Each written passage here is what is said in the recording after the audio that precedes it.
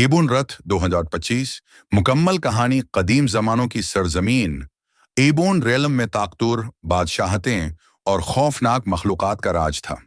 ये दुनिया रोशनी और अंधेरे की जंग में बटी हुई थी। सदियों पहले एक खूनी जंग के दौरान एक शैतानी ताकत एबोन रथ को कैद कर दिया गया था।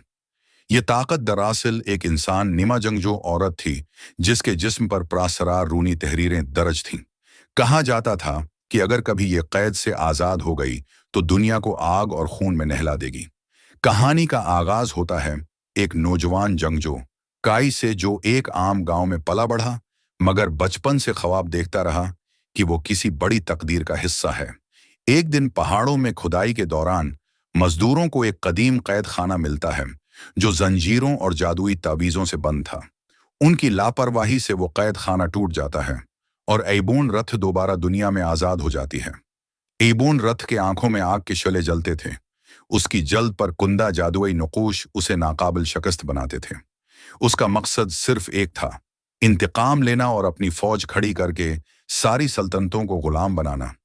जैसे ही वो आजाद हुई, जमीन लर्ज उठी, आसमान पर काली घटाएं छा गईं और खूनख्वार मखलूकात उसके साथ जा मिले। दूसरी तरफ बादशाह आरीलड को खबर मिली कि एबोन रथ वापस आ गई है।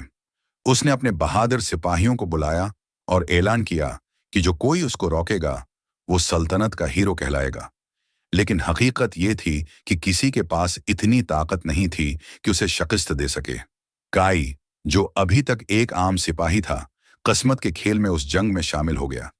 एक बुजुर्ग दरवीश ने उसे बताया कि एबुन रथ को शिकस्त देने के लिए महज तलवार काफी नहीं, बल्कि रोशनी के कदीम हथियार को जगाना होगा। वो हथियार सिर्फ इसी को मिल सकता है जिसका दिल पाक और नीयत सच्ची हो। काई अपनी टीम के साथ एक तवील और खतरनाक सफर पर निकलता है। वो ममनुआ जंगलों, बर्फीले पहाड़ों और वीरान मंदिर से गुजरते हैं। रास्ते में उनका सामना डरावनी मखलूकात से होता है। कई साथी मारे जाते हैं, लेकिन काई साबित कदम रहता है। आखिरकार वो इस कदीम मंदिर तक पहुंचता है जहां सोल ब्लेड यानी रोशनी की तलवार छिपी होती है। ये तलवार आम इंसान नहीं उठा सकता था, लेकिन काई की नीयत और कुर्बानी ने उसे इस काबिल बना दिया। दूसरी तरफ एबोन रथ ने अपनी अंधेरी फौज के साथ सल्तनत पर हमला कर दिया। किले गिरने लगे, शहर जलने लगे और लोग खौफ में चीखने लगे। बादशाह की फौज बखर गई और उम्मीद खत्म होने लगी। काई वापस आता है और हतमी जंग शुरू होती है। ये जंग एबोन फील्ड में लड़ी जाती है जहां हजारों फौजी अंधेरे और रोशनी की टक्कर में मारे जाते हैं।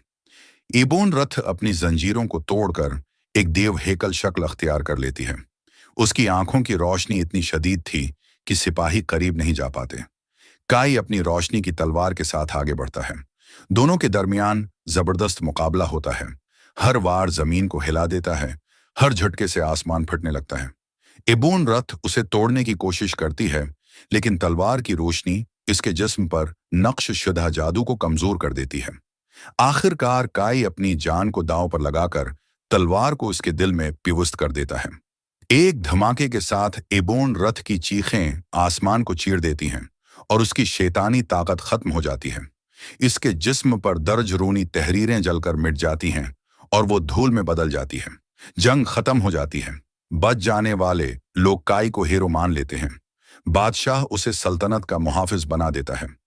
लेकिन कहानी यहीं खत्म नहीं होती, क्योंकि दरवीश आखिर में ये कहता है, अंधेरा कभी मुकम्मल खत्म नहीं होता, ये सिर्फ कैद होता है। एक दिन एबोन रथ या उस जैसी ताकत फिर लौट सकती है। यूं फिल्म का अख्तिताम होता है, लेकिन नाजरीन को अगले हिस्से की उम्मीद भी दे जाता है।